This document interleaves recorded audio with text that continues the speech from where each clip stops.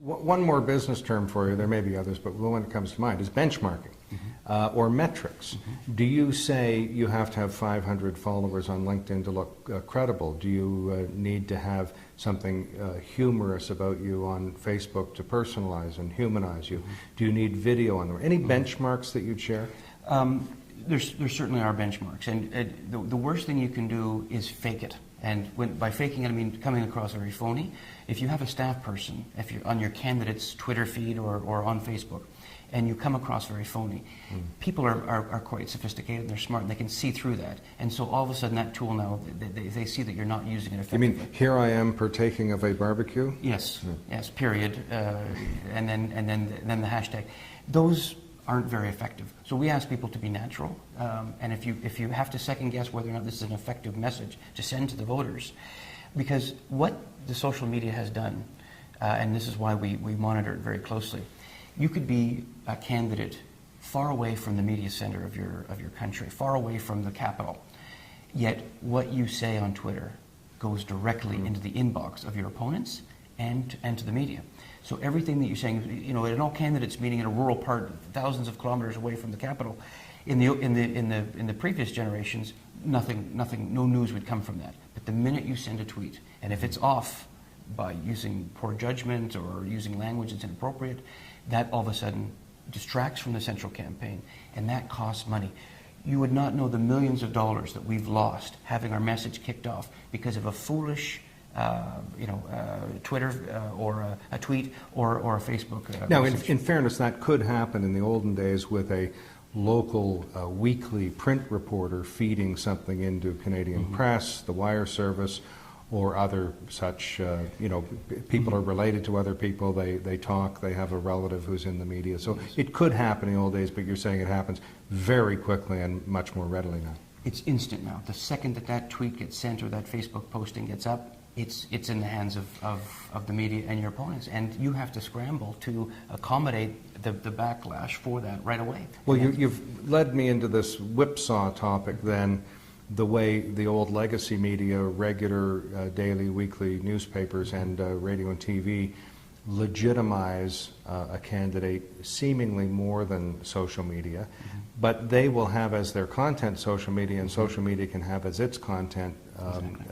TV. So it's kind of this through the looking glass stuff. Talk about that a bit. It's an echo chamber, exactly. So another use of the social media is to begin to give yourself some juice, some excitement, so that it captures the imagination of the legacy media or the mainstream media.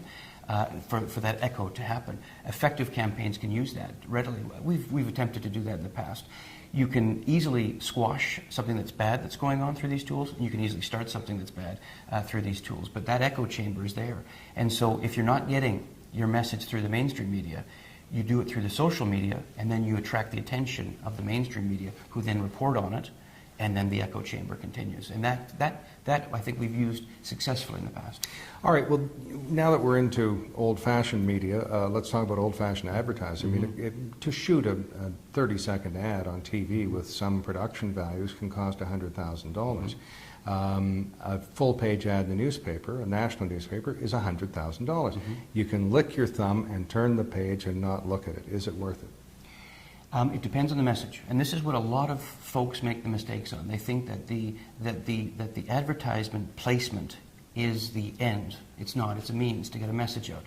The first thing that we ask ourselves is, who are we trying to talk to? What is our message to the audience?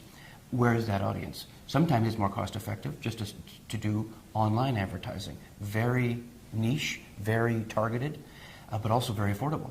So you can do quite a bit of that, and you can also be a little bit more, a little bit more interesting. I think online advertising lends itself to being more interesting than the traditional full-page ad. Well, let me react to that, because were you responsible for the famous boot ad, boot the bums out, a couple of elections ago? That was done by our ad agency at the time. I think it was the 2006 election. You signed the check, so you can take some credit? I'd certainly sign the check, but I wouldn't take credit, because we leave the creative to it. Well, the interesting thing was, by the time I commented that on television, it had not actually been the subject of a so-called media buy. It was not on television. It was on YouTube, I think. And the national newspaper ran a half-page story on what a good ad it was, and I took a wild guess and said that story in the newspaper would have cost $50,000, right. which was probably more than it cost to do the ad. That's exactly Pretty right. cost-effective whipsaw there. Well, that's precisely that. That's that echo chamber where you can use online content to then get mainstream coverage, and that's precisely right. In fact, the earned media that you get out of an ad is at times, more beneficial to you than the actual ad. And so what one of the trends is in the last while, and I think will continue to be so, is that ads are produced exclusively for the earned media potential, when in fact the party has no intention to purchase advertising, but they produced an ad, they've given it to the media, maybe they'll give an exclusive to one of the networks to make sure that it's higher up on their broadcast. That's almost as weird as writing a great speech that you never intend to give, but you want credit for having been able to write a great speech. It's precisely the same thing, and you can get your message out, because as you say, people will then see that message, and then sometimes it's unadulterated, and that gets right into our market. And this is partly, would you agree, that voters are fairly sophisticated, media have a lot of time to fill, and whether they're sophisticated or not doesn't matter, but they do talk about the minutiae. This is a creative ad, it was done by a new agency, it has interesting creative values to it and production values to it. Is that part of why you get that bounce from an ad that never even airs? Yes, the media do like to talk about the tactics of a campaign, and advertising is one of the, I think, the sexiest things that media like to report on, because it embodies so much of what's going on. So your ad suggests what your tone is, who your audience is, who you're targeting, who your opponent is, if you go after a particular opponent. How smart you are. Are you witty? Are you creative? Is the ad a good ad? And then they get to play judge. Whether or not that ad is beneficial to the party, or whether or not it moves votes, is secondary to whether or not the media judge it as an effective ad. All right, take that down to the riding level. The main advertising I see at the riding level is a business card size ad for the candidate, along with the real estate agents and what have you, in the weekly shopper giveaway. How do you get any bounce out of that kind of small-time advertising? Again, it depends on the market. In some of more rural areas, we tell people not to purchase television advertising. In fact, in all markets, we tell them don't go TV, but use other media. Radio is very effective in rural parts of the country. It's very effective because everyone is listening to primarily the same station, and they get their information from that station. So you're talking to the whole community when you're putting a radio ad on. Except, wait a minute, let me test that. There are 11 stations in Fredericton. Population 60,000 people. They can't be all listening to the same station. No, but if you've got a market and you say, I want to send my message to 18 to 34-year-old, predominantly women, they'll be able to show me which advertising, which channel or which radio station I want. But if you go up to the north, where in Timmins there's basically two or three stations, or any small advertising, we see radio is more effective. It's very cost effective. You can turn around an ad very quickly, and you can be quite creative with that media. The key for the local advertising is to make sure that they're reinforcing the message that people see at the national level. Most folks turn the TV on, they're getting their news primarily, not exclusively, but primarily from a national broadcaster or a regional broadcaster. So we want them to reinforce.